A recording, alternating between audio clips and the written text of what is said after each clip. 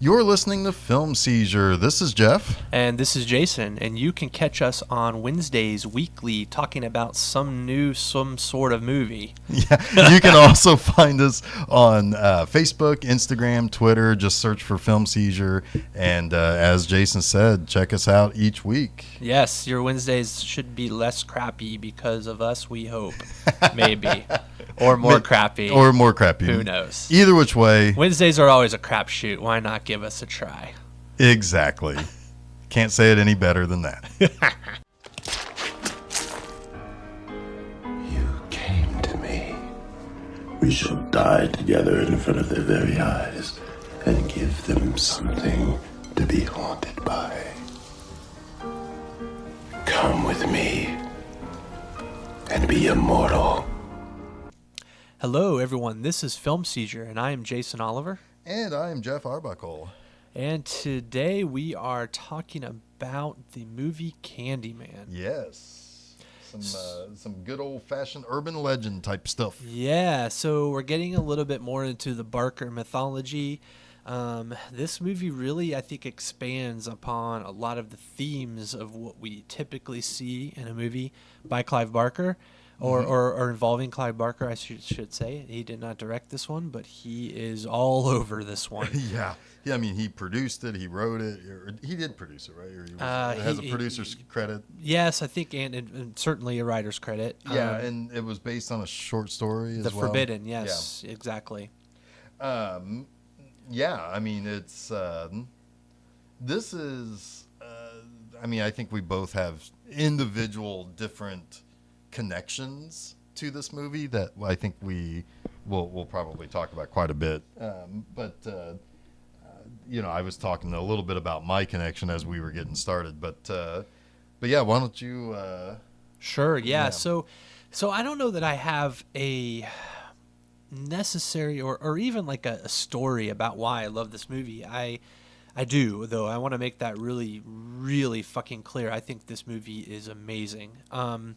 It's well liked, I think. I think it is considered a classic of the genre. Yeah, I mean, I'm coming at this movie from a ton of love. I have a little bit of criticism for it that I will certainly vocalize, but at the end of the day, I think that this is a really, really good 90s horror film. I don't even think that it's appreciated enough. No, it is the we've kind of talked about this before where we've had, I have some misgivings when it comes to 90s horror, how they stepped away from really kind of going for the gusto. Yeah. They started making PG-13 movies. In fact, I think, isn't one of the Candyman sequels PG-13? The next one, maybe. Yeah. The Farewell to the Flesh, I don't even know. That one's not so great. Yeah, I don't even know if I've seen the sequels to it. I remember when the second one came out, and I remember when the third one hit video. But I didn't there was a third one? Yeah. Oh, wow, I didn't know that. Kind of followed the same timeline as our Warlock trilogy. But anyway, no, I have certain misgivings about horror in the 90s because I grew up on slasher films. I grew up on that. I mean, not just the genre of horror, but the subgenre of slashers. And this is much more... this one's a lot more psychological. Yeah. It benefits from kind of getting under your skin and making you feel uncomfortable about certain things. Yeah, like I can't really tell you even when I first saw this movie. I don't know... I can't pinpoint if I don't even remember if I saw it in the theater or if I saw it in a video or who I saw in the video with the first time. I really don't remember. This movie has just always kind of been under my skin. Like I feel like it's one of those types of movies that absolutely nails the feeling of dread and horror in its tone. Like it is from beginning to end.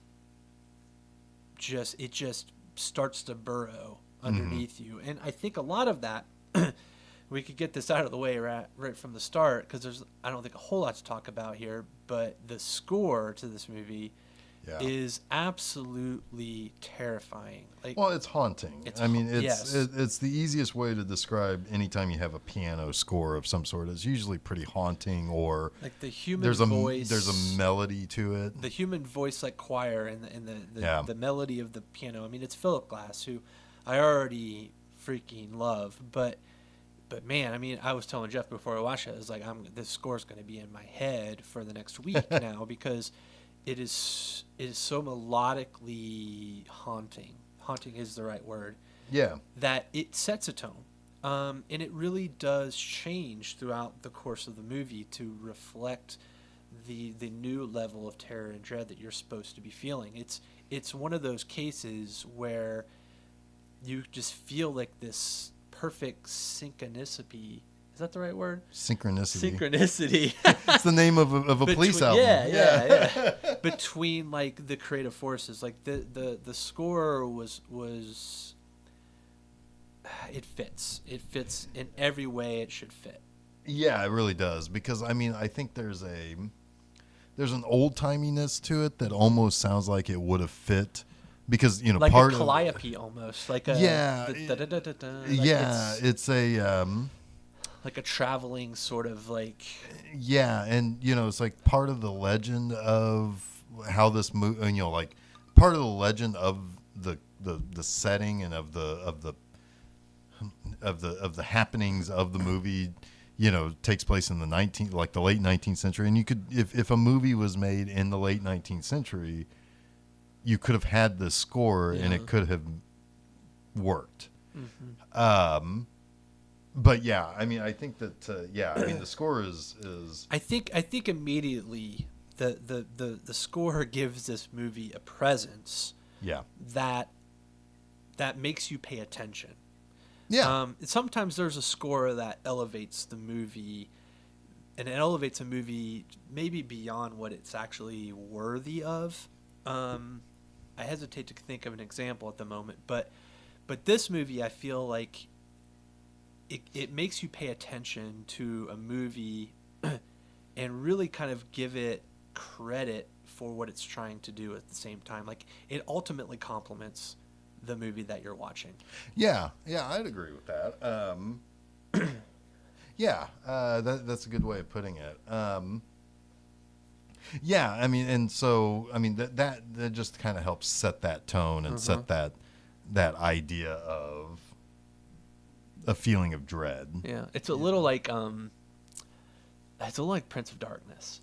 Yeah. Right? Like the score to Prince of Darkness, a lot of John Carpenter scores are like this, but Prince of Darkness is the one that always sticks out for me, where the score really sets like a baseline tone of dread. Mm-hmm. And everything kind of feeds off of it.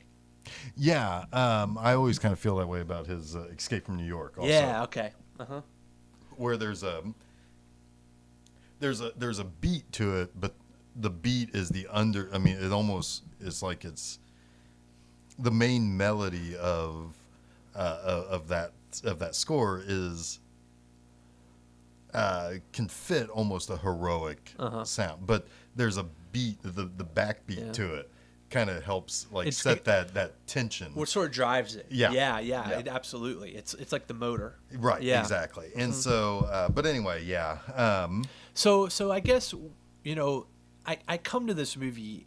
I kind of used to come back to this movie because of the score, but I watched it a few times recently, and now today, and I've really come to appreciate some of the themes, some of the direction, just generally what's trying to be conveyed in this movie. I think it is a highly intellectual film, and it is so Barker. Yeah. Like we were watching it and we were discussing about how much it feels like a Hellraiser movie. I mean, it has so many of the same beats and feels and themes. But there's also one thing in particular that when we get to it, we'll talk about it, but like how it ends and how it's turning somebody from one thing to another. Yeah. But yeah. For me, so I can't say I've seen this movie a bunch. to be honest with you, probably from start to finish, I've maybe only seen this movie 2 or 3 times. Okay. But it was something that it didn't. I didn't not see it because I didn't like it. I always liked it. I think it's just one of those things where it's like it is kind of scary. You know, there's a. You know, it's kind of like I don't like watching The Exorcist at night. Yeah. You know, that type of thing. Yeah. There's a spookiness to it. It's like I never want to flip on my bathroom light in a dark apartment if I have to, you know, before I go to bed to go take a leak or whatever, and fucking, you know, Reagan McNeil is sitting there staring back at me in the mirror. Well, that's interesting. And that's part of this Candyman. Yeah, thing. That's interesting because it's not a fun movie. No. It's not. It is a scary fucking movie. There's a lot of things I actually kind of jotted down when we get to it, but yeah, I mean it is. But I was telling you that when we were, you know, just as we were getting ready to put it in, that I remember, you know, I think this came out when I was still a freshman in high school because it came out in '92. I want to say it came out early in '92. And so I was still a freshman, and I remember seeing the preview. You know, my mom worked at night, so it's like most of the time I'm like, you know, like before I went to bed each night, like at like 10 or 10:30 at night or something, there was a thing on E, back when it was actually entertainment on E. Back when they still called it Talk Soup. Yeah, Talk Soup was on back then, but they used to have a thing called Trailer Park or something like that where they would show a bunch of I think previews. I remember that, yeah. And I remember seeing that and thinking it's like, holy shit, this is a scary movie. Yeah. Yeah. And so they never tried to be anything other than that, right? I mean, that's what it was marketed as, is like, well, no, we want to scare the shit out of you. Right. And I mean, and I never saw it in the theater, and like I was saying to you too, it's like movies didn't stick around. I mean, like you didn't feel the pressing need in the early 90s to go see a movie because if theaters weren't as large or as, you know, as you know, all over the place as they are now, but so like I didn't see it in the theater, but then it came out on VHS and I rented it. Yeah. And I mean, yeah, I mean it's scary. It's not just haunting, but it sticks with you. Yeah. It burrows. Yeah, exactly. Yeah. That's the perfect way to put it. It really, you know, kind of it gets under your skin, and it's kind of funny because it's like, you know, it's like flesh is a big part of it, and this is where we're starting to kind of venture into the Clive Barker psychosexual. I don't want to say. I'll just say visceral, which I said with Rawhead Rex. It's hard to kind of corner that, right? Because it's very much like. Barker there's a lot about his physicality, right? The physicality, the human experience is important to him, but you know, pain, suffering, sexuality, these major emotions and feelings are something very important to Barker. Yeah, absolutely. And something that he likes to draw a lot of ambiguity around. Like the things that you feel pleasure in might be bad for you, and the things that you feel that are painful might be good for you. Yeah. Well, and that's the thing. It's like Barker rests someplace in between Cronenberg and the more gory torture porn stuff. Like maybe someplace in between Cronenberg and an Eli Roth type of, you know, because there's a lot of really, really gory, really like almost painful to see things in like things like Hellraiser or, you know, but like, but I can handle that so much. I don't want to fucking see Hostel. Yeah. You know, so I want to, but I'll watch Hellraiser and I can deal with that. I think the difference here is that with a movie like Hostel, the pleasure is in watching pain. right? With a movie like Hellraiser, the pleasure is in understanding the pain, becoming a little bit more mindful of how we perceive something like pain. Yeah. And also, let's face it. I mean, both things have the thing they really share in common is just our willingness and want to be scared, right? But I think what you get out of something like a Hellraiser is a little bit more of an understanding of why you're scared. Yeah. Whereas with a Hostel, it's more like, I don't know what. I mean, it's a little bit vapid, right? Well, it's people just like seeing gore, so just give it to them, right. And I mean, there is a place for that, and it's shock, but it's not a lasting kind of. It's kind of like horror. Yeah, it's kind of like imagine listening to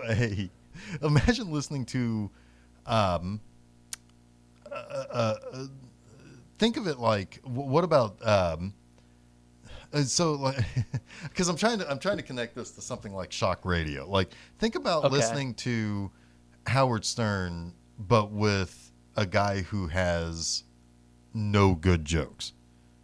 It's vapid. It's just there to shock. It's there. It's just there to hit a button. Yeah, every single thing is just said for shock value, and it doesn't resonate beyond that. Right. That's what like Hostel is. Right. Yeah. Yeah. And Tommy Lahren. Yeah. Yeah. Pretty much. Yeah.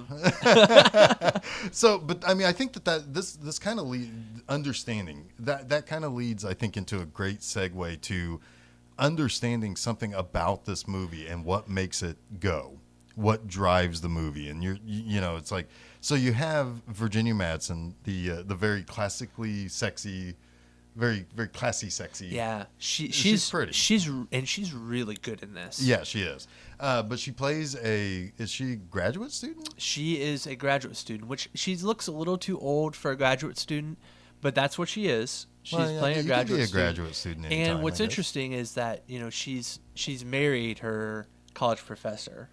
We're going to talk about you, Xander Berkeley. Yeah, Xander Berkeley, you fucking dirty rat. Oh. Every time I see you, I want to punch you. Oh, man. But I do like you in everything I see you in. Every time, and if I ever get the chance to meet you, Xander Berkeley, can I just slap you in the face first, and then I'll buy all your beers?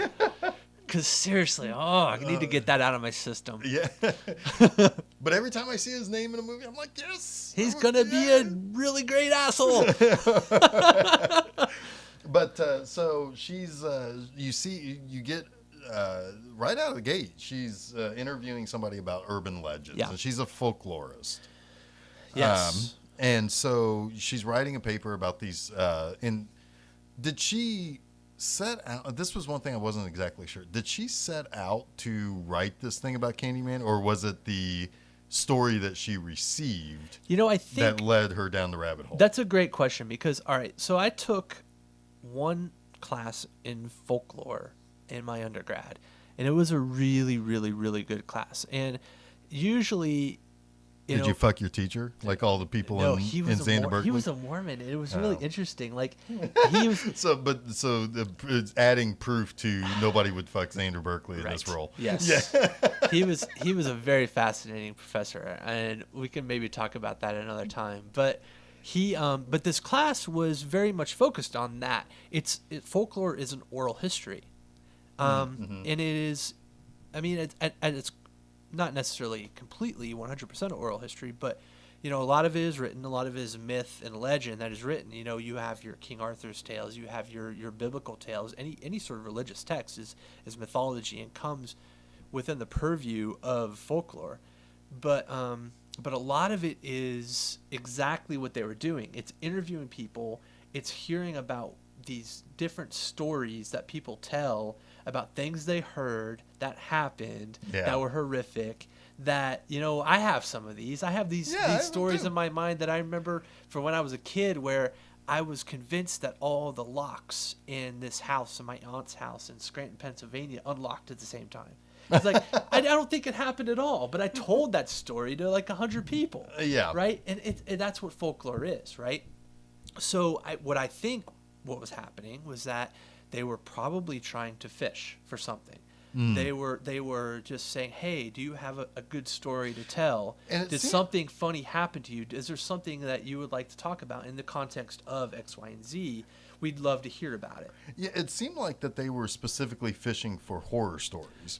Possibly. Because Virginia Madsen's talking to somebody. Most folklore is horror, though. Well, that's true. Yeah. But like, she's talking to the person or to the girl who tells her the Candyman story, which a lovely little reenactment of that, I thought too. I mean, it's like it was so nice to see it reenacted. It's adorable. Because because it is almost like a short film in and of itself.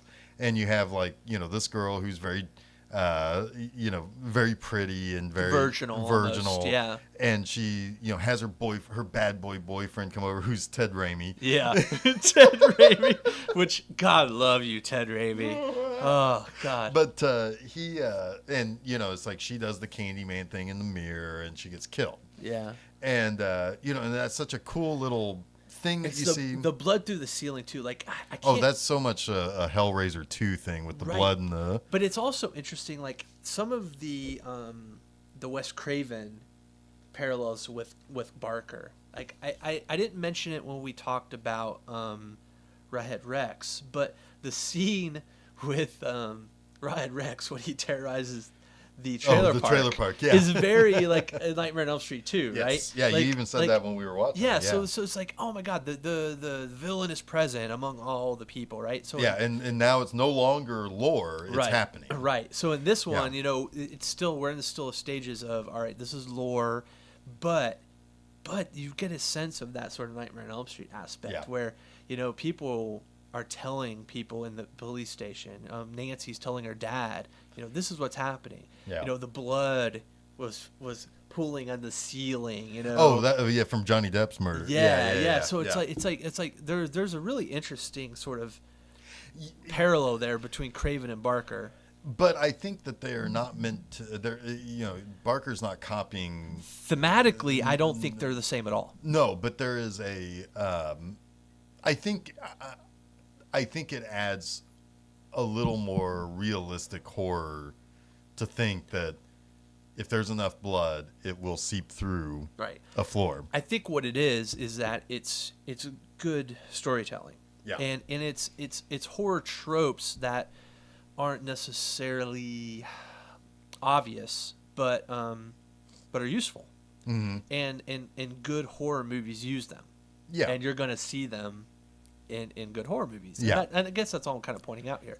I'm not saying that, Barker and Craven are stealing from one another, but I think that there is definitely an interesting kind of dynamic that you see when. Well, I think it's also, blood is such a thing that no matter how much you see, when you see it, it means seriousness. It's business. It's like, you even if you just get a little tiny scratch on your hand or on your, or whatever, or if you get a scratch on your face, if you see blood, you're like, blood.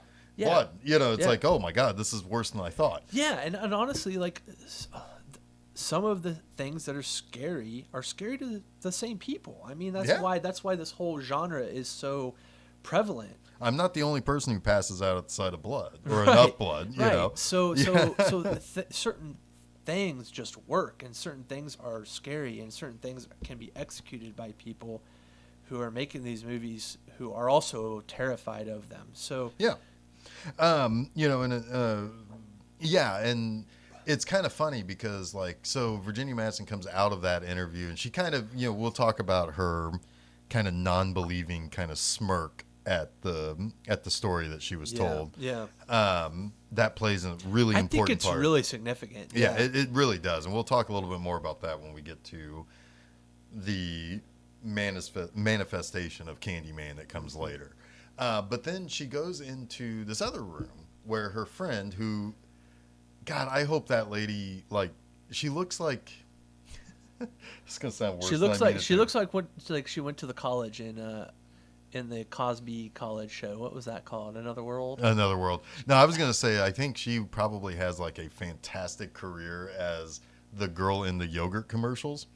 Yeah, because like, she had the frizzy hair, she's like light-skinned black. It's like she's the classic, like, we need a woman to do yoga and eat yogurt in this class or in this commercial. And she would be the one hired. I have no idea what that means, but sure. Next time you're watching TV and you see a yogurt commercial, I guarantee it'll be a frizzy-haired, light-skinned black woman. I guarantee you. Okay. It is. All right. Sure. As far as I'm concerned. As far as stereotypes go, that's pretty like low on the list of. Well, yeah. But as far as I know, those are the only people who eat yogurt. Because I don't eat yogurt. I don't either. Yogurt's always something I think it's like, man, that sounds good. Jamie Lee Curtis eats yogurt, and she make loves your shit it. yogurt. Yeah. Make your shit yogurt. Yeah, because she's got to like. She's got to clean out them bowels. Clean out them bowels. Yeah. Yeah, but Scream Queen. Yeah. Yeah, yogurt always sounds great until I put it in my mouth.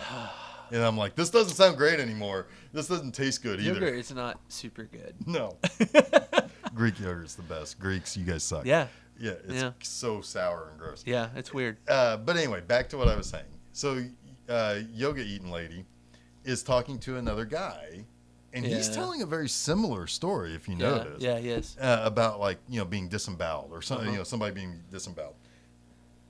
Well, so Virginia Madsen starts working on her thesis, and cleaning lady's like, oh, Candyman, because she's playing back the recording. Transcribing the recording, yeah.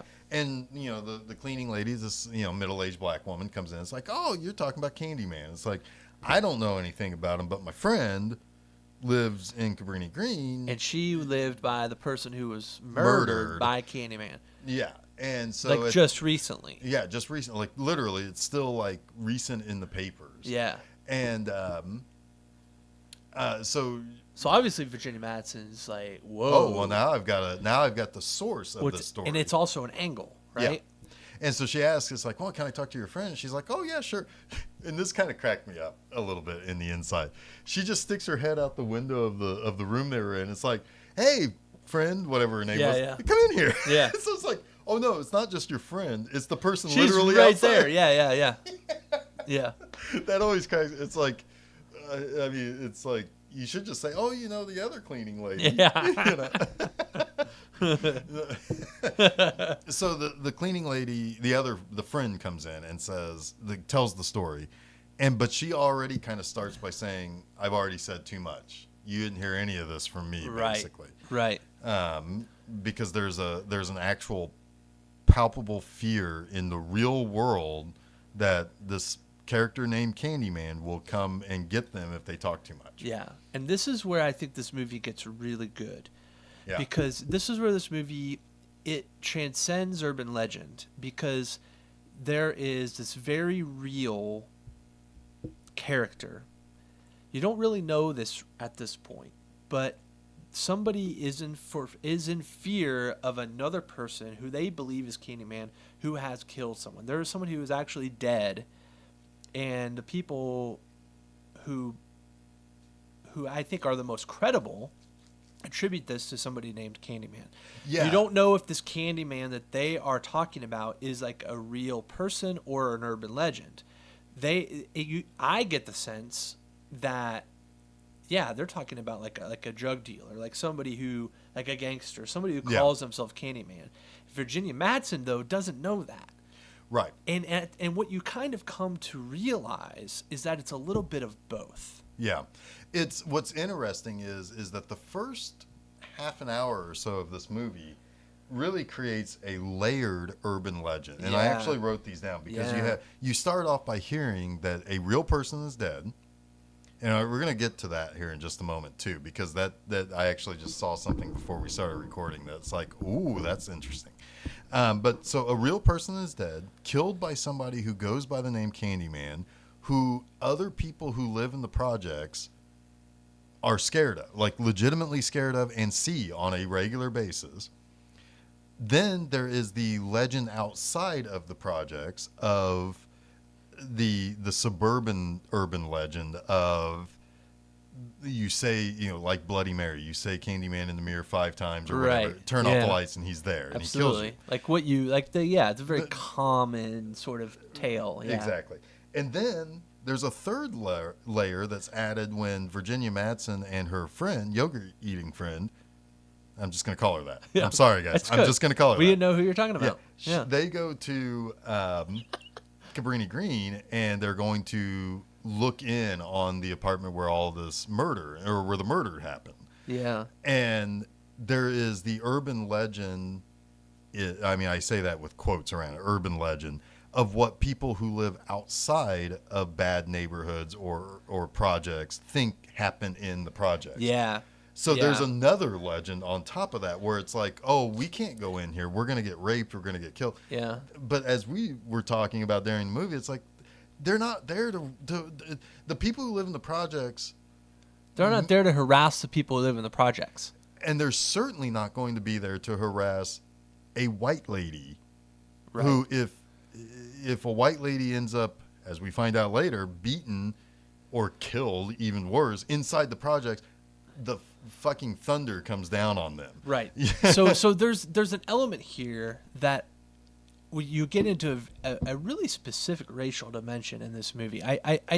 It's hard to talk about. I think anything with race is hard to talk about, especially from 2 white assholes on a couch. But also in this climate that we're in too. But Virginia Madsen's character is very much like, we need to find out more about Candyman. We need to interview these people. We need to investigate. I want to get in there and look. She comes at this from a very definite position of white privilege and class privilege. Like she's lives in a very nice condo apartment. She's very well off with her husband and her. She's, a blonde white lady, and she has no concept of what it is to live in this environment, in these project towers. And to have actual fear of somebody who lives there, who runs the... Right. Yeah. Her friend, who is the very beautiful black lady who eats yogurt, she has a much more realistic idea of what it's like, or what they're up against. And she is concerned. She's concerned. Now... I do think that there is another layer to that. I agree. That there is a flipping of the roles here, where the white woman, it feels less endangered going into this place, and the black lady is like, no, right. I am not going to go in there. I don't want to fuck around in here. Right. They're going to hurt us, or they're going to, they're going to beat us up, or they're going to try to kill us, or they're going to rape us, or they're going to, whatever. Yeah. And it's almost also another layer that it's reversed. It's, it's like you would think that the white lady would have that fear. Right. Right. Right. Because we all have, we're 2 suburban white guys. Yeah. Always have been.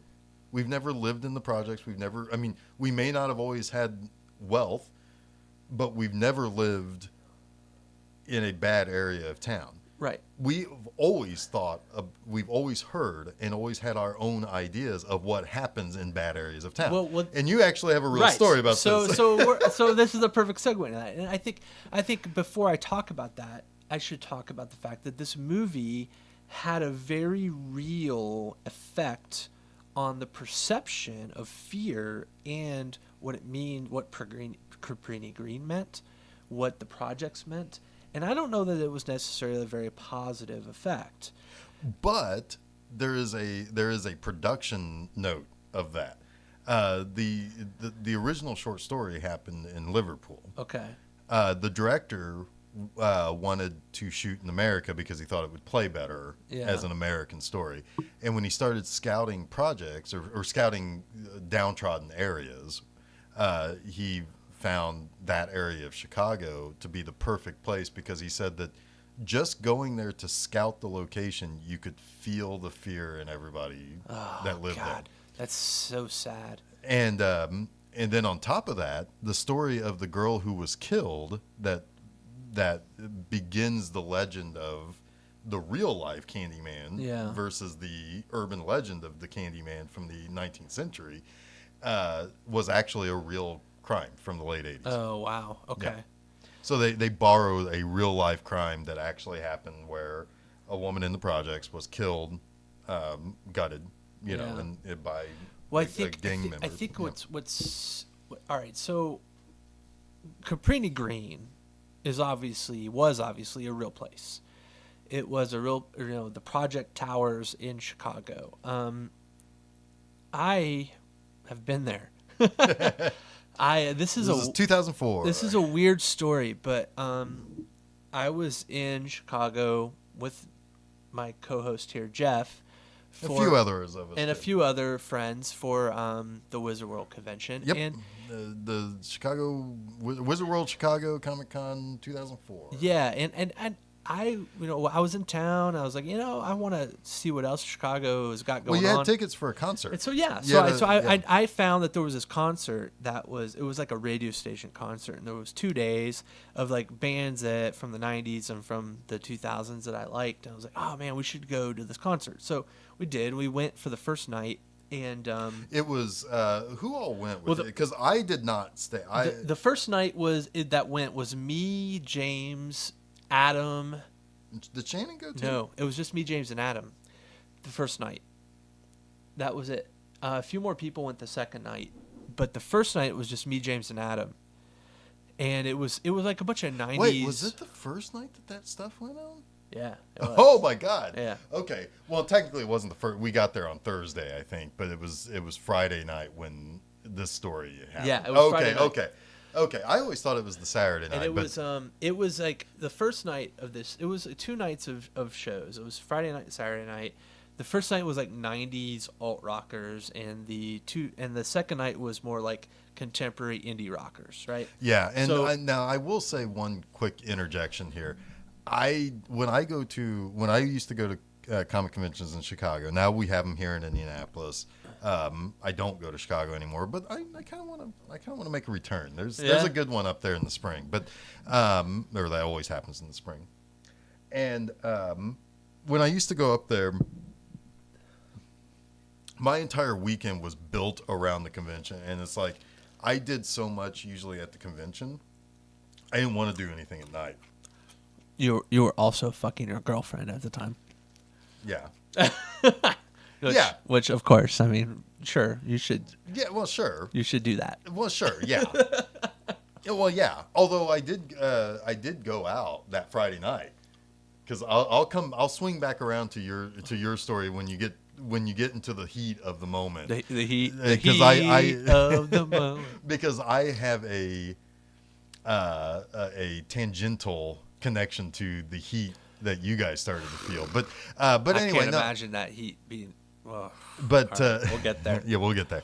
But anyway, so no, I was not going to the concerts. I wasn't. It's like I was just hanging out in the. I was doing my own stuff, and I was hanging out just in the hotel room, just chilling. Yeah. All right. So I got tickets for this show, and I said, hey. I think I got 3 or 4 tickets for each night. And I was like, hey, we should go to the show. It's going to be really fun. I think the first night of this show, it was like I said, it was like 90s alt rockers. It was Sponge, Presidents of the United States of America, and Local H. Like, fucking rad. Like, that's fucking rad. I would go see that show tomorrow.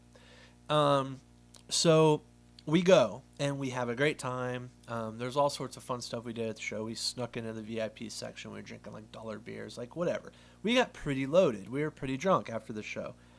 At this time, I was still a smoker, and I needed another pack of cigarettes. So before we caught the L train home, back out to the hotel, I was like, I want to get a pack of smokes.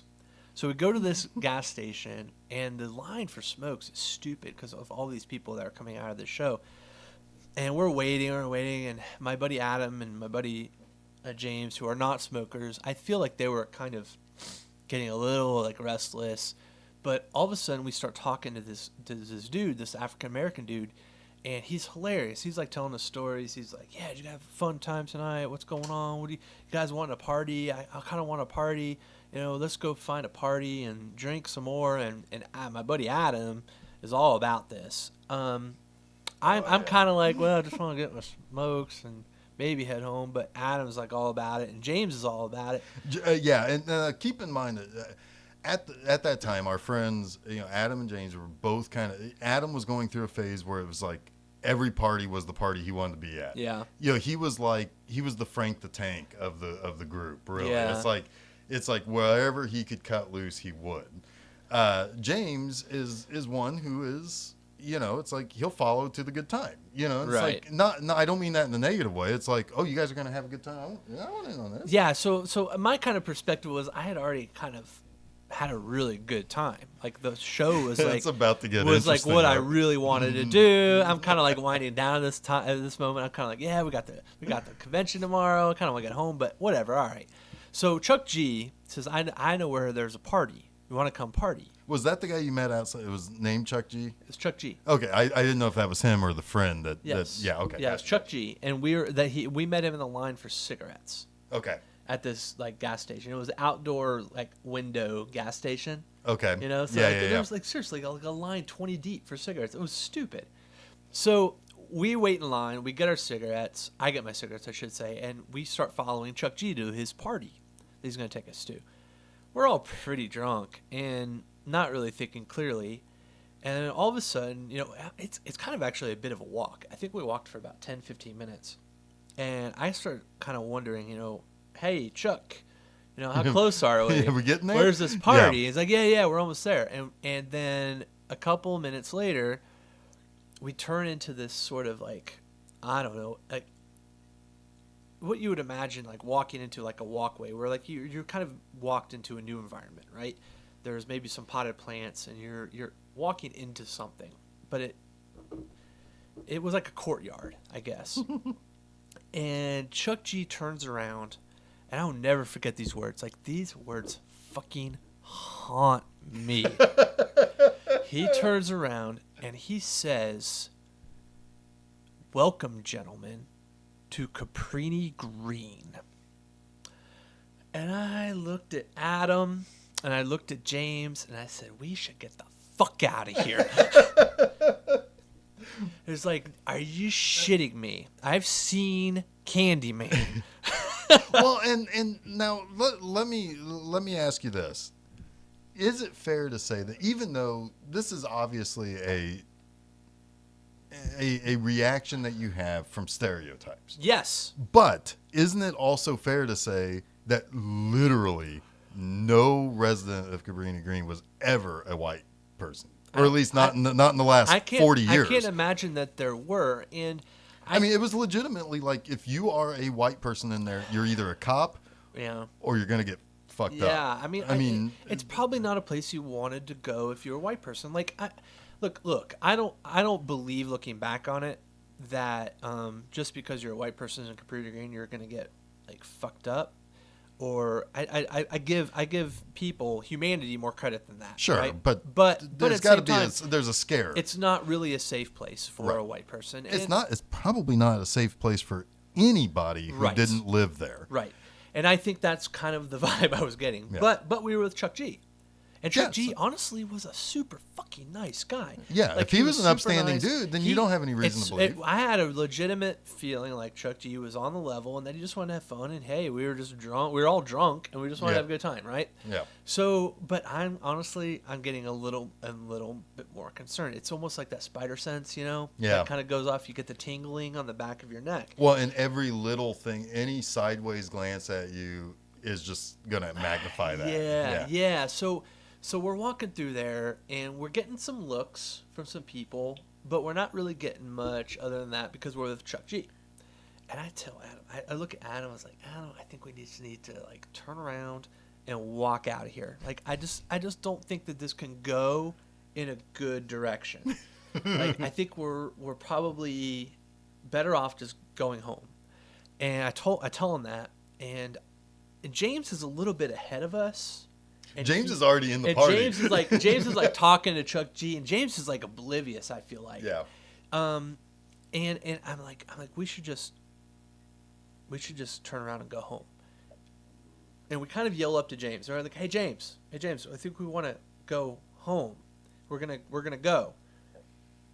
And James is like, oh, really? And I'm like, yeah, we're really. And it's like, we're going to go home, okay? And we turn around and we start walking out. And then we hear Chuck G's like, hey, guys, where are you going? Where are you going? Where are you going? But we just don't turn around. We just keep walking.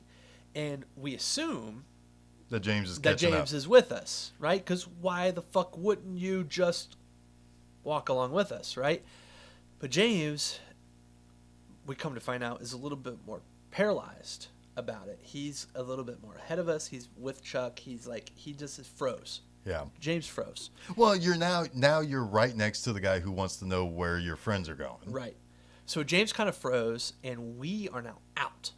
And we turn around, and we realize that James is not with us. And we don't actually see James anymore. They kind of kept actually walking the other direction at a certain point.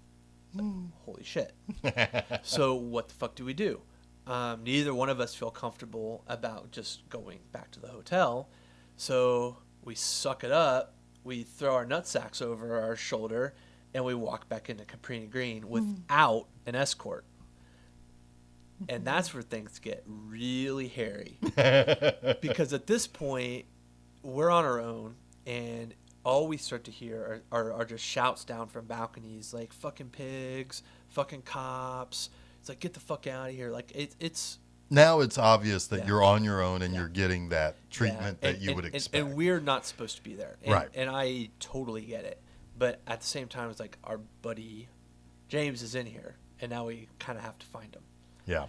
So we're doing this. We're walking through. We walk through the entire Cabrini-Green projects trying to find him, and he's disappeared. So little do you know, he's actually gone up into one of the towers with Chuck G to the party. There actually was a party. And I finally get James on the phone on my cell, and little flip phone action. Yep, back then.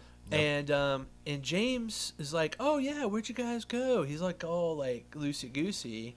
And I was like, oh, dude, I thought we were like gonna walk out. What happened? It's like, oh yeah, no, dude, just having a grand old time here at the party and all this. And I'm like, what the fuck, dude? Why don't you come down? Why don't you come down and we'll go home? He's like, nah, man, having a great time. So we're just kind of like at that point, well, what the fuck? Like, we don't want to be here anymore. James is acting like he does want to be here. So we leave and we go home. Like, we get the fuck you get out. back, you get on the train, you get back up to the blue line. We go back home. Yep. And come to find out later, though, James is kind of like, it's almost like when you're on the phone, when you're a hostage, and you don't want to let your hostage taker know that you're uncomfortable. What was the code word what was the code word? Was there a code word? No, somebody used to, I think. Computer blue. I can't remember. It was like Adam ended up having a code word. It was like some sort of, I want to say it was like some sort of pasta, like something. It was something, but it was basically, it's like if you knew he couldn't talk about whatever you wanted to talk about because of who he was with or where he was, he would like shout it out. I don't know. You guys needed that. We did because we left him. We left him in Cabrini-Green, and honestly, I still feel shitty about that. I really do. Well, also, you guys had the wrong impression too. We of did, what was going but on. Man, at the same time, like I was scared. Yeah, oh, sure. I was scared, Sure. so I allowed my fear to overrule any other sort of rational thought. Yeah. Yeah. Well, so you guys get back to the hotel room. Yeah. Now, I looped back in because at that time, yeah, you're right. I was there with my girlfriend. We went to somebody that she knew was doing some sort of something at this bar out by Wrigley. And so we were there. And we were actually getting in the car and heading back to the hotel room. And I get a call and it's like, oh, Adam's calling. I wonder if they had a good time tonight. So I answered. Adam was pissed. And Adam's just like, fucking, you went to the park. He didn't come fucking back. He's still there. We don't know where fucking James is. And I'm like, slow down. What? Yeah. And here, just talk to him. And he bad. hands the phone to Shannon. And Shannon's like, yeah, so I guess James is MIA. Is dead, maybe. Maybe dead. Maybe MIA. And I'm like, what am I supposed to do about this? It's Right. like, there's nothing I can do about it. It's like, we could talk about it, but it's like, So I'm like, but the answering the phone to Adam, just like, and he's like so flustered and so like. So what it boiled down to, what ended up happening was that James, he was up at the party, he was drinking some wine or whatever, I don't know what the fuck, and then some of them at the party decided, hey, let's go play some basketball down on the courts. And James says the whole time, man, he was just getting looks from people like, why the fuck is this guy here? Who is this guy? Well, at this point, like, but Chuck G is actually a stand-up guy. Like going to bat for him. He's going to bat for him. He's like, nah, man, I invited him here. He's my guest. I wanted to party with this guy. Don't mess with him. I mean, he's here because of me.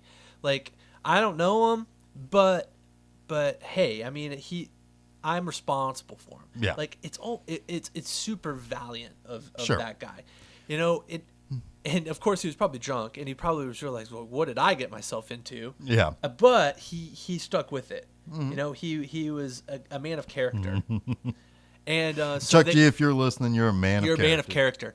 So they go downstairs and they go to play basketball, and the whole time James says he's just getting these looks, like at any time it's gonna go south. And he at one point he says that he sees Chuck G talking to a couple of the guys they're playing ball with off to the side, and like looking over at James, and Chuck G's doing like the motion with his hands like down, like, no, calm down, like it's weird. It's one of those situations that I don't know even how it happens, how you get into it, but at the end of the day, Chuck G was sincere, and that's what saved James Gross. But James knew at the same time that time's up. That yes, that this could only last for so long. Chuck G's probably his weight and his standing could only last for so long, and it's uncomfortable regardless. So he's playing basketball, and the ball, like, I guess he said it kind of went off the court. And it was a bit of a ways away from the court, but towards the street. And and he was like, oh, I got it, guys. And if you've ever met James, he's a terrible basketball player. So him playing basketball with a bunch of dudes from Cabrini-Green is already probably hilarious. But he was like, no, I got it. And he goes to get the basketball, but instead of picking up the basketball, he fucking sprints for the street and just runs his fucking ass off to the street. And he said it was almost like this fortuitous serendipity. This is like perfect alignment of luck. This cab driver pulls up right when he gets to the street, and he flags him down. He gets in, and he says, "To the blue line." and James is safe. And he's still alive. And he's still alive today. Yeah, but I love that story. That's a fantastic story. Just to know that I had any connection to that story just gives me warm fuzzy feelings, because it's one of those things that just happens, and it's like I don't have enough of stories like that, whether I'm a part of it or near it. But anyway, yeah. But it's interesting because that is my connection to the. All right, getting back to Candyman. All right, I mean that was sort of like my connection to that movie for a long time. Was that experience, and that's kind of bullshit. I mean, it's just because of a location and all of that. So I watched this movie again just recently before we watched it for this podcast, and I was watching from a kind of a new point of view. Like, I think I'd had kind of watched and read a little bit more Barker. I was coming at it from a totally different angle. And I think I was actually watching it for the first time knowing who the fuck Philip Glass was as well, which is a big deal. So it floored me. I mean, it really did. It really kind of scared me. Made me nostalgic. Yeah. It really became a personal experience. Yeah, because there were a lot of things that were in the movie that, like I remember just kind of like looking over at you and thinking, it's like, like the cute virginal girl that was part of the story at the beginning of the movie. It's like, she was so typically like early 90s hot. Yeah. Like, Virginia Madsen was very much, a big part of the early 90s, really. And, even up, through the 90s, she was kind of the, she was gorgeous, and then there were like things like just seeing them, like, they're in this college, they're going around, they're interviewing people, and then after they interview somebody, they don't leave the building, they just crack, just open up their pack of cigarettes and start smoking inside the classrooms. Yeah. It's kind of crazy. It's to think of that life of then, and also to think about, there was a lot of discussion in this movie, kind of in the undertone of urban development and urban, to a certain extent, gentrification, because at one point, Virginia Madsen tells her yogurt eating friend that it's like, oh yeah, this building was originally part of the project. Yeah. Then they realized that there was nothing to keep people in the project. Yeah, there was no highway separation. Right, there was no separation. So what they did was they covered the cinder block walls in plaster. And then sold it as high-end condos. Yeah. And so, it's interesting to think about that as well. It just goes to show, yeah, I mean, it's a very clear commentary on gentrification and just what it means to, like, location, right? Like urban location. It's pretty smart. Like, yeah, I don't know how much of that is actually true as far as the Chicago area, but I can't imagine it's not uncommon. Well, projects are, if you used to be, when I would drive up to your place, where you guys used to live, and it's like sometimes I wouldn't take 65 to come home. Oh, and I guess I could do this even now where you live now, but sometimes I would just drive down Emerson. Yeah, I drive down Emerson. I think it's the best. I love it. But for some reason I don't think it's Emerson that I'm thinking of. But there is a projects. No, it's College. It's on College. College. It's the part of College that goes both ways south of the city, and there is a projects there, and it is clearly purposely put where it's put.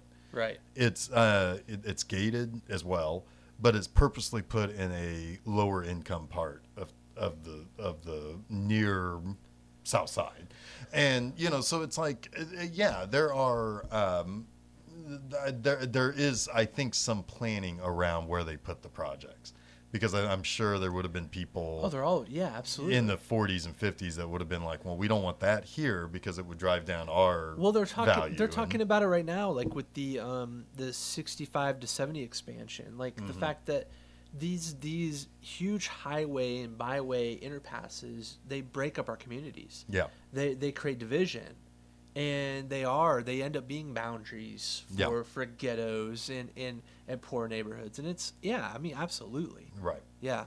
Now, what ends up ultimately happening in Candyman is that, it starts off as Virginia Madsen's character does not believe in the stories that she's correct, and you'd say that's immediately a character flaw, and I agree with that. Somebody who studies folklore would not just roll her eyes and does she's very dismissive after her first interview. And I think it's deliberate. She's walking down the hall and she kind of laughs to herself, like, "Oh, what a fool." Yeah, what a dumb story. The person I just talked to, what a dummy. Well, and of course, everybody who tells a story says something like to the effect of, "Oh, my boyfriend's friend from high school knew this guy." So she gives it's always that extra padding between people that actually. So she gives an eye roll and a laugh to herself, and at that point in time, like, you really start to for me personally, I start to unsympathize with her, and I think that you're supposed to, to a degree, because that's the path that she started herself on. Well, because this path of disbelief. Not just disbelief, but almost. Sometimes you want to be defiant, and it works to your benefit. It's a superiority. But then there are times where your defiance becomes privilege and superiority, and that's something. That's very much who she is. And that's something we see today. It's like that defiance makes you snobbish about stuff. Yes. So it's so like her, everybody else, like her yogurt eating friend is scared of things, and so she almost has a better belief of the things are too creepy. We shouldn't be looking into the story about this woman's death. There is truth in fiction. Exactly. And so, they start to investigate the real story of the girl who got killed by somebody named Candyman, which then leads to Virginia Madsen being met by somebody who names himself Candyman. Yes. It says the best line in the movie.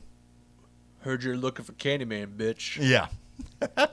She gets beat up by the guy, and he carries around a hook, so he is perpetrating the... There is clearly a passing down of this urban legend within this community, and you find out later that, yes, this is a real legend of Cabrini-Green that is about a century and a half old. Yeah. And yes, he is taking upon this mantle of fear. Mm-hmm. He's using this character to perpetrate his evil deeds. Yeah. And the real Candyman, the Candyman of nightmares, is more than happy to let somebody do that because as long as Candyman is feared, he can exist. It's existence through belief. It's the same idea of voodoo, right? And hoodoo.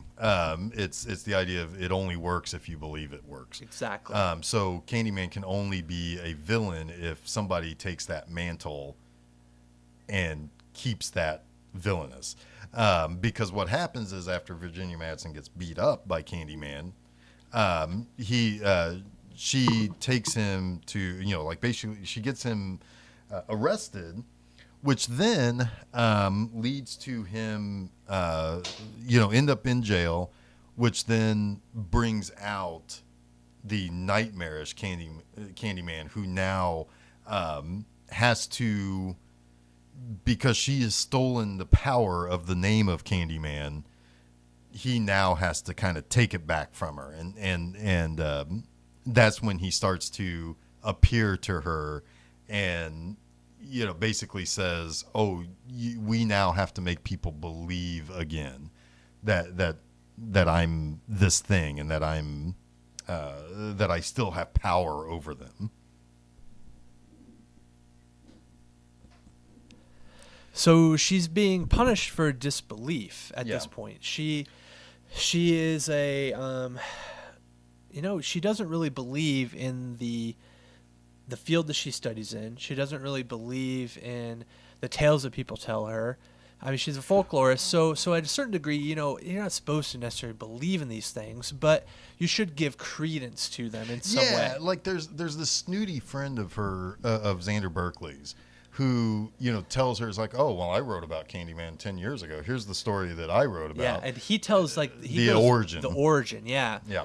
And so it affects her in a couple of ways. One, it's like, oh, there is some sort of horrific origin. A basis for this. He tells the story, and all you see are her eyes. And she's, you can see the horror in a little bit, Yeah, and part of that, too, is I think she's being upstaged. Yes. Right? Well, yeah, because also so it's a blow to her pride as well. Yeah, and because she kind of comes in hot on him, too. Oh, she does. It's like, we're going to bury you. We're gonna bury you. It's like, dude, just back off a little bit. Yeah, it's like, just chill out. I mean, that would be like... It's the only moment in the movie where Xander Berkeley's like kind of right. Yeah, because he's like, hey, yo, settle down now. Settle down now. Yeah. And, because it's like, I don't think in academic fields you oftentimes... Like, you make friends to help get things done. In academic fields, you shouldn't come in hot saying that you're going to bury somebody. Like, yeah. I mean, maybe Neil deGrasse Tyson might, because he just is that way. You know, it's like he does like to throw his knowledge around a little bit. But like, I don't think a lot of people who are published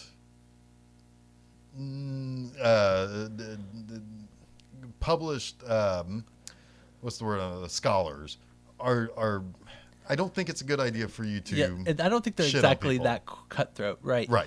There's generally an educational understanding, there's a discussion. Also, a discussion or a civil discourse. I'm going to take what you did and build on it, right? And either disprove it or make it better or prove it or whatever. Right. It's the peer review. Exactly. Right. And you don't, and peers you don't just come out of the gate and say, well, I'm going to shit on your report. Yeah, that's dumb. It's dumb. Yeah, that's a bad move. So she's pretty, so honestly, in a lot of ways, she's kind of unlikable. Like she has this really poor approach to her work. She is entitled. She has this privilege that she's almost oblivious to. She in a lot of ways is what the Candyman would call, the perfect victim, and he's like, be my victim. He latches on to her because she is the reason for exposing the actual physical manifestation of Candyman as far as the drug dealer goes. Right, and he is now depowered. He's been depowered. He's been arrested. He's going to jail. And also, it is said that he is the person who committed the crime a few years before. Right. So now he is completely, like, everything about what makes Candyman powerful has been completely and totally stolen. And this is really illustrated well when Virginia Madsen sits down the little boy and she tells him, she's like, the Candyman is not real. Like he's just a person. And the little boy looks at her and there's an understanding in his voice, and he says, Candyman isn't real. Yeah. Right? Like so Gary Coleman learned a lot that day. Yes, Gary Coleman learned a lot. So it is very clear that the fear of any sort of sense of this like harboring, like imposing figure of the Candyman is kind of been it's castrated. Castrated, yeah. Well, and it's also the same idea of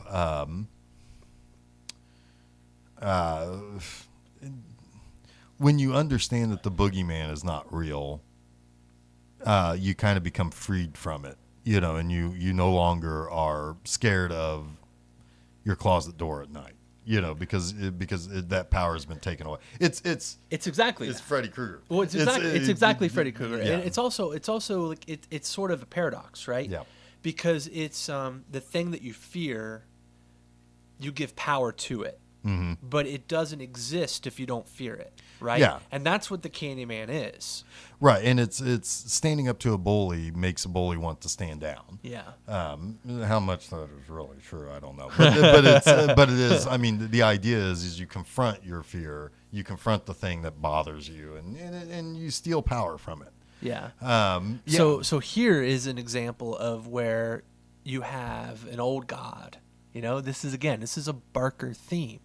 You have an old god who now no longer is feared, that must somehow make itself feared again in order to give it power. And to do that, it is going after Virginia Madsen to make sure that he can somehow, be known and feared again. So the way he does this is he comes at her and he tries to tempt her. He tempts her like a Cenobite tempts Frank, Mm-hmm. from Hellraiser.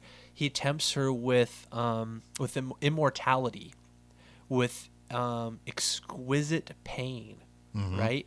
Like with the idea that she will be immortal as his victim, and immortalized through her or death. through horror. Yeah. And I mean, because it's like one of those things where it's like, I mean, think of like most people don't have to go too far in finding horrific crimes that have been committed in this country before you start to hear the name Sharon Tate. You know, it's like people know that name. Sure. I mean, and it's been immortal. I mean, like, regardless of whatever she could have been or would have been or was as an actress, she is far more famous now for being the victim of the Manson family. You know, in fact, more people will know her name. In fact, myself, know her name better than I know the people who actually killed her. Yeah. Their names. Which is good. Which is good, right? But it's like at the same time, it's like that's that immortalization through horror. Yeah. Yeah. So she, is being tempted. She is being lured in some way, and also being threatened. Mm-hmm. You know, she is being told the reason I am here and the reason you are in danger is because you made people not believe in me anymore. And now an innocent must pay. Innocent must pay. So what that means is that her the woman who they went to go interview at Cabrini-Green, who lived next door to Ruthie Ann, who got murdered, her child was stolen, and it's implicated that Virginia Madsen has been Helen has been somehow behind it. But yeah, like basically like she loses time. She loses time. She gets placed into some place where she would be implicated. Which this actually brings up a pretty good question, because this actually comes up a couple of times. So she gets, she wakes up in the bathroom of this lady's apartment. She is screaming, like just screaming bloody murder. Yeah. And she is, in Virginia Madsen, Helen is covered in blood. And so there's a butcher knife nearby, but or a meat cleaver rather. And she finds that it's like, okay, this big scary Rottweiler has been decapitated, and she's likely covered in that dog's blood. Right. And the lady is screaming and crying in her baby's room, where the baby is missing. Right. And now there's blood all over the room. There's blood everywhere. Yeah. And the thought is that the baby is not just gone but dead. Right. And Virginia Madsen was the one who was in the apartment. Now, what's interesting, and this adds to a little bit more of the sadness of that projects, is that the woman, they said that the woman came home from work to find the baby missing, which means she has to go to work and leave the baby by itself. Yeah, that's sad. Sad. You know, but there is a reality to that at least at one point in time had to happen. You know, and so it's inferred that Virginia Madsen went into her house or went into her apartment, killed the dog, and took the baby and killed it. Yeah, that's what's inferred. Yeah, and this happens again later so she gets arrested for that, but she gets out on bail. And at home, Candyman comes to her again, basically saying that, you know, here's the deal. You can give yourself up, and I won't kill the baby. Well, her friend, yogurt-eating friend, comes over, and Virginia Madsen loses time again, and her friend is dead in the living room. Now, here's the question I have. Could this be viewed as Candyman being fears manifested within Virginia Madsen, and she actually snapped and killed these people? Absolutely. Absolutely. I think that's absolutely implied. Yeah. So, I mean, obviously this is a horror movie, and so you see the demon, but that the idea is that the demon didn't kill these people. She did. Yeah. One way or another. Yeah. I mean, you can draw that conclusion, and you could draw the conclusion from a realism center, which is that the demon made manifest her insanity. Well, it works within the context of the ending of this movie as well, because you know, in the end, she destroys Candyman. Yeah. And she saves the child. Redeemed. And she is redeemed, but her husband says her name 5 times in the mirror and is slaughtered by him. And the mistress is, I would assume, would be implicated in the murder because she's holding the knife and all of that, right? So it's almost like she not only destroys the Candyman, but becomes the new urban legend, right? What's interesting about that though is that the Candyman actually the real story of the person who was called the Candyman, who died, who was killed, that the long-haired peer tells Helen, is not that he was a bad guy. No, he wasn't. I mean, he was actually a good guy. Yeah. Very good guy. But something so horrible happened that he became a curse. Yes. So it's the idea that which really fits with Helen. Mm-hmm. It fits really well with Helen. And that she would become this new urban legend. Right. So I mean, I don't know. I mean, it's I kind of thought about it. It's like, she probably would have been the person who, I mean, if there was a way to see what actually happened, you would think that it would be that she killed these people. But here's the thing. And that she did these things through Candyman controlling her. For me though, what it boils down to is like I think there's this amazingly powerful moment towards the end of the movie where her burial, she's being buried and she should have had a wig. Her corpse should have had a wig, but it didn't. Yeah, she looked like a monster. Her hair was burned off, but she is being buried, and there's a funeral, and all of the people from Cabrini-Green come and they process into her gravesite, and they pay their respects. And Gary Coleman drops. It's not Gary Coleman, by the way. It's just a little kid that looks like Gary Coleman. He's Webster. He drops the hook.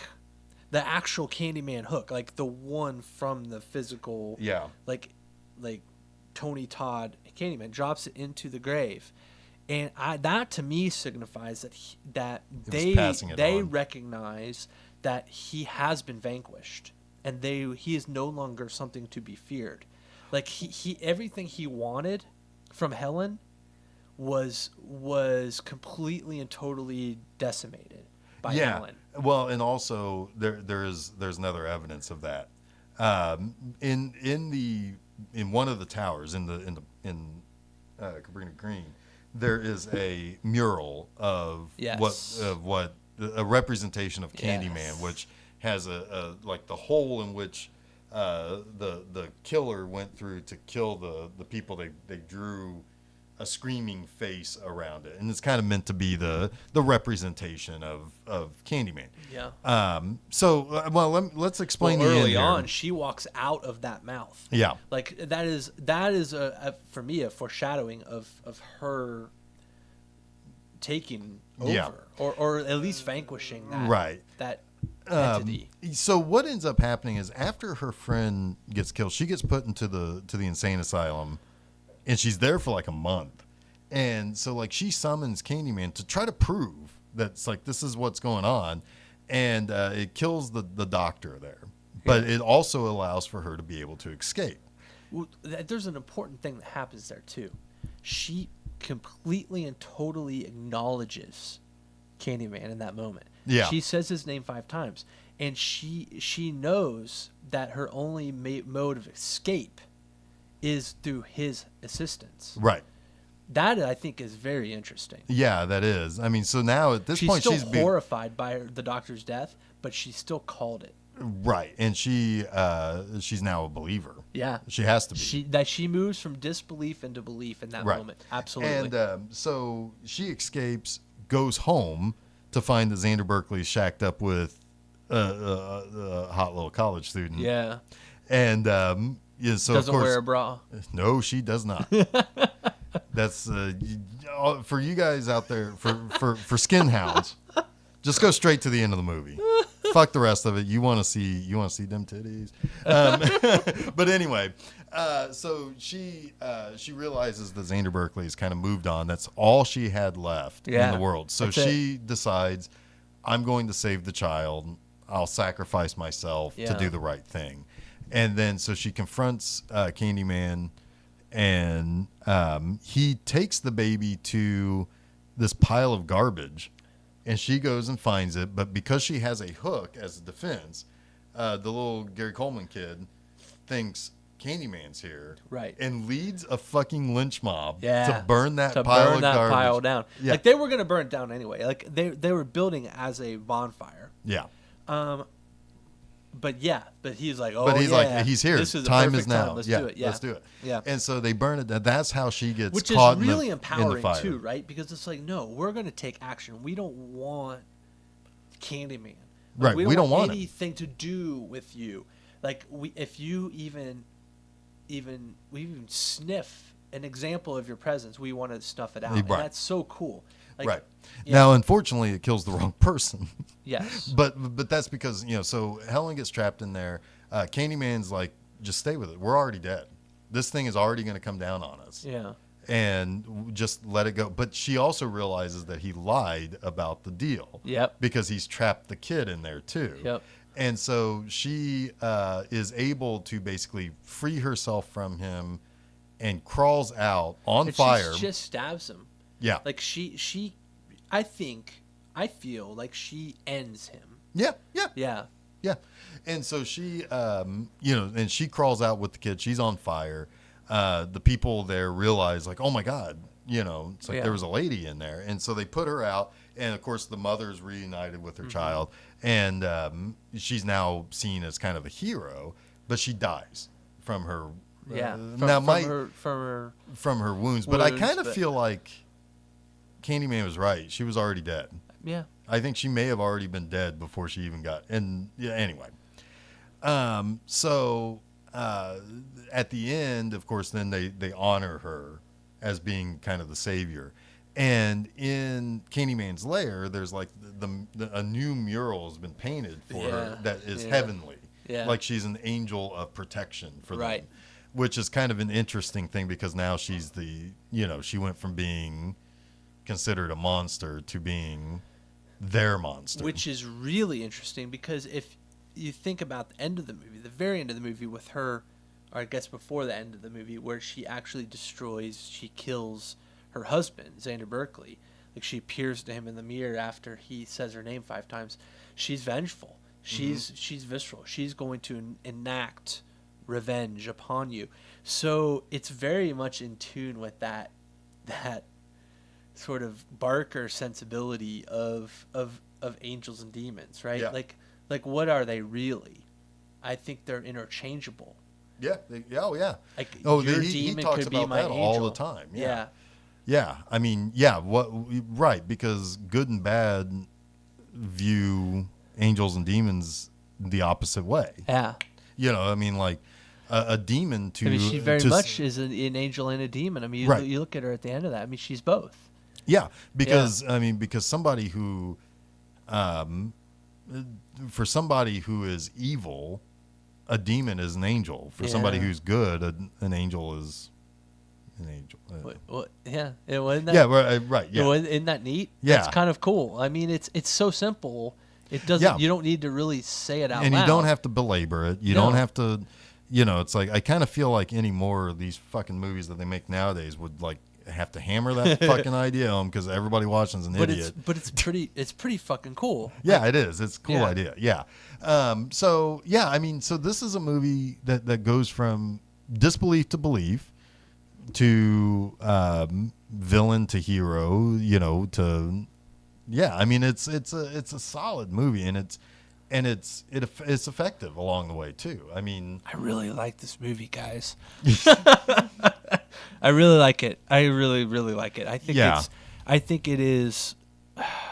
It's really underappreciated. Yeah, and it seems as though this is the movie that should have lifted Clive Barker out from underneath the Hellraiser shadow. Yeah, and I think in certain circles it probably does. But this is a better movie than Hellraiser. This is a better movie than it is. This is probably the best of his movies that we'll watch this month. Well, I don't know. You really like Nightbreed. I like Nightbreed, but this is a better movie. This is a very intelligent really movie. Good movie. And Nightbreed I just enjoy because it's there's a lot of reasons why I enjoy it, and I'll talk about why I enjoy that movie. And it maybe is my favorite Clive Barker movie, but I really do believe that Candyman is one of the better movies we'll probably even discuss on this podcast. It is a very, very good movie. Yeah, it is. It really is. And I don't think anybody who sees, because it also does not feel dated. No. Only the fact that the location that it was filmed in is gone now, but still, projects still exist. That almost feels like it feels appropriate. Yeah. It's been raised. It's gone now. But let's rate this movie. Let's talk about it on the scale of 5 bloody hook stumps. 5 bloody hook stumps. Yeah. Oh, man, I don't know. I don't find a lot of fault in this movie. It's hard for me to give anything 5 out of 5, but this is pretty freaking close. Because I can't think of anything right off the bat. I mean, other than the fact that maybe one criticism you could levy on this is that maybe they don't do quite a good enough job as setting Helen up as truly unlikable. Fair. I mean, like, you could say that she needed to be more unlikable other than just a roll of the eyes or an attack on her peer or general disbelief. Because honestly, I mean, urban legends are just that. They're not real, but they come from someplace. She should have known better, but she should have been more, I think, though, antagonistic towards her own chosen field. Maybe I don't know. I think that maybe it's just these people are who they are. And they all feel like real people. That is something else that Clive Barker does. These people are who they are. And they all feel like real people. Yeah. And none of them feel like manufactured. No. So, I don't know. I mean, just because I can't really do it, I'm gonna give it 4 out of 5. Four bloody hook stumps. I can't go 5 bloody hook stumps just because I can't. Okay. I'm gonna mirror that. I'm gonna go 4. Because I mean, as much as I like this movie and as much as it's a movie that I would like to watch more than I have in my life, it's still not. It's a better movie than here's the paradox that this creates. It's a better movie than Hellraiser, but I'll give Hellraiser the 5 bloody hook stumps. Right. I mean, it's kind of like 1989 Batman versus Dark Knight. Well, I love 1989 Batman. Well, Hellraiser's kind of like the perfect representation of what it is. Exactly. And it's not necessarily the best movie, but it represents itself better. It achieves exactly what it wants to achieve. Yeah. So how do you not give it 5 out of 5, right? Right. And really, I can't think off the top of my head a fault in Hellraiser. Now, we're going to watch that later. Yeah. We're like I said, we're saving that in our back pocket. We mentioned that last week. But thinking of it off the top of my head, I cannot think of a fault to Hellraiser, whereas I can say maybe if they had tweaked Helen a little bit more to be clearly kind of unlikable, Yeah. Or frustrated or angry at her chosen, science. I don't know. That's one that I've actually read the short story for. So when we do that one, it would be interesting to discuss. But we'll save that for a later date. Right now, I just want to say that this has been a very, very fun conversation about Candyman. I've really enjoyed this one. I think I've grown to appreciate this movie even more than I already did just from talking about it over the last couple hours. Yeah. So I hope everyone listening feels the same way. I don't know. Well, watch it. But just watch it for yourself. If you haven't watched it, watch it.